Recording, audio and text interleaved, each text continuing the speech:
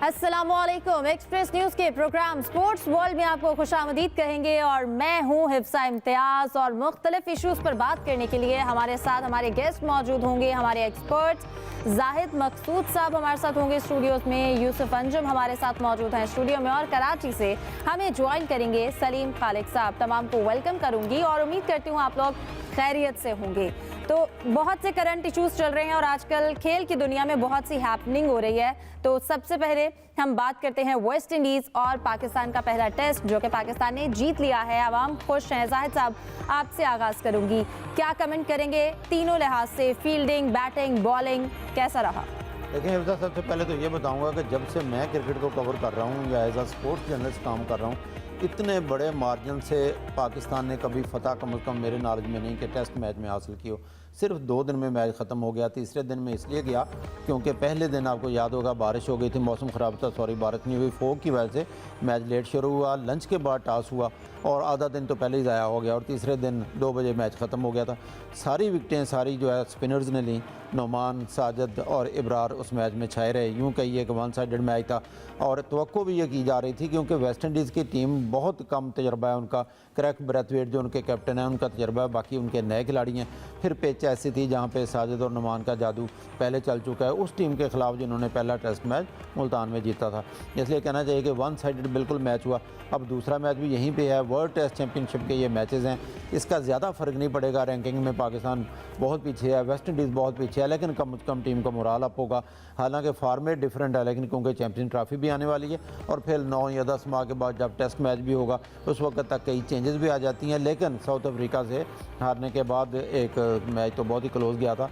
यहाँ पर आने के बाद पाकिस्तानी स्पिनर्स पे पाकिस्तान ने इन्हिसार किया और पाकिस्तान ने एक वाज़े मार्जिन से वेस्ट इंडीज़ की टीम के खिलाफ फतह हासिल की। सही यूसुफ साहब, हमने देखा मैच जो है वो काफ़ी इंटरेस्टिंग रहा और इसके साथ साथ जो स्टंप माइक से हमने जो कमेंट्स सुने, काफ़ी लाइटर नोट पे ये मैच जो है वो चला। क्या कहेंगे? हिफ्जा, दिल के बहलाने और झड़ियाँ चलाने के लिए तो ये बहुत अच्छा है कि पाकिस्तान मैच जीत गया। पहला टेस्ट हमने वेस्ट इंडीज़ को हरा दिया। एक बार फिर स्पिन ट्रैक बनाकर हमने उनको हरीफ टीम को जाल में बिछाया और ये मैच भी अपने नाम किया। लेकिन इसका फ़ायदा क्या? जीत तो हमें मिल गई, लेकिन इससे जो रिज़ल्ट होगा उसका तारीख में लिखा जाएगा पाकिस्तान जीत गया। लेकिन आने वाले दिनों के लिए हमने क्या हासिल किया? कुछ भी हासिल नहीं किया, सिवाय अपनी बैटिंग को एक्सपोज किया।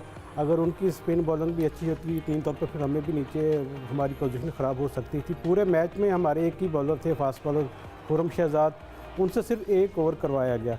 ठीक है, आपने स्पिन ट्रैक बना ली है अपनी कामयाबी हासिल करने के लिए, लेकिन आप देखें कि हमारी टेस्ट क्रिकेट कहाँ जा रही है।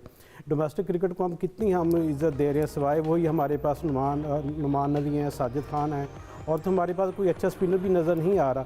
उसके साथ साथ फास्ट बॉलर्स के लिए हमने कब्रिस्तान ये विकेट क्यों बना दिया है? हमारे फास्ट बॉलर हमेशा दुनिया में राज करते रहे, हमारी बॉलिंग हमारी स्ट्रेंथ हुआ करती थी, लेकिन हमारी यहाँ पर बैटिंग भी एक्सपोज हुई है। बाबर आजम जिनसे हमें बहुत ज़्यादा तवक्कुआत थी वो रन नहीं कर पाए।